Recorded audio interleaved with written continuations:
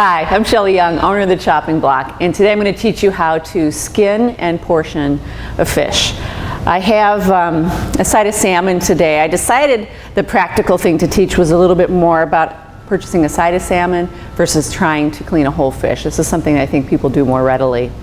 And you just need a couple of tools to do this. So I had a side of salmon, but you can also use other fish for this. You need a long, this is a sushi knife, but you could use a slicer also. Narrow at the base, narrow at the tip, at least 8 inches long. 10 inches is even better. And an ample size cutting board. You need a cutting board that's larger than the fish, and some way to secure it to the table. So I have a non-stick mat underneath of it, or a wet towel will work to keep that cutting board in place. So the trick really is the angle of the knife here. I always start at the tail because you do want to, I don't want to waste as much fish on the other end. It's just easier to hold on to this end. So I start a little bit in so they have something to hold on to. And I make an incision down to the skin.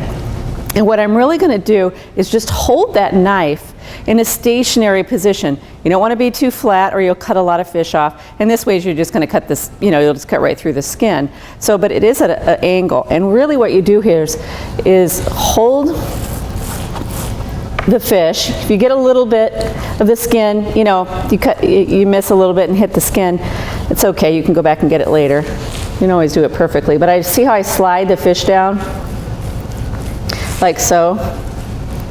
This is going to fall off the cutting board. Let's just reposition it a little bit.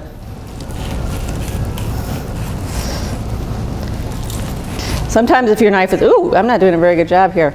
This is, I'm losing a little skin, but that's all right. I'll show you how to do that because it's going to happen to you too.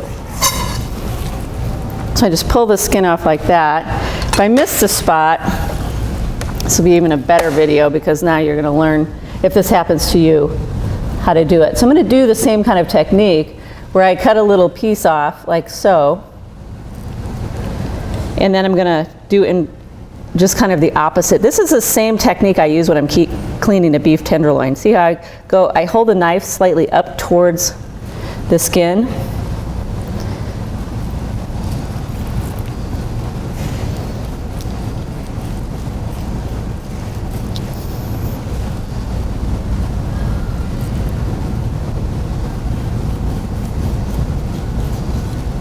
So I should have mentioned too, this salmon already had the bones taken out of it. Most of the time when you do buy fish at the fishmonger, they will have done that. If they haven't, a needle nose plier works very well for that. There's a little bit of fat running along the side of the salmon here. You can just actually pull it off. It comes right off. If it doesn't pull right off, you can just use your knife and cut it like so. Now that I've taken the skin off, the bones are out, I've cleaned up the sides of the salmon a little bit. I'm going to portion this. Of course, the size of the portions are up to you. Most people like somewhere between 6 and 8 ounces, but that's, again, it's really up to you and what you're doing. This tail piece here is a little bit thinner, and again, some people like that for poaching. It's great for sauteing, but any way you look at it, when you cut it yourself, what I like to do is I cut the fish at an angle similar to the angle that I use to pull the skin off.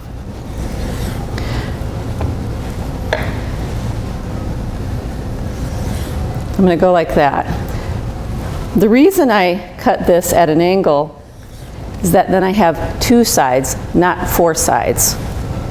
The more of an angle you cut it at, the less sides you have. And what I mean by that is when I put this in the skillet, that whole side is going to hit the pan.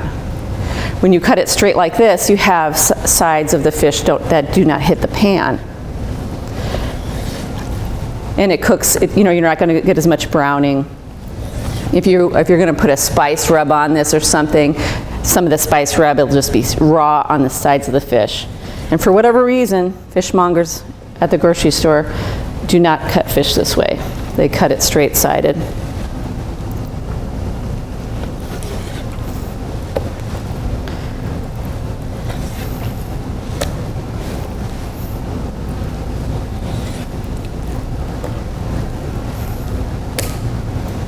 So that is how you skin and portion a fish.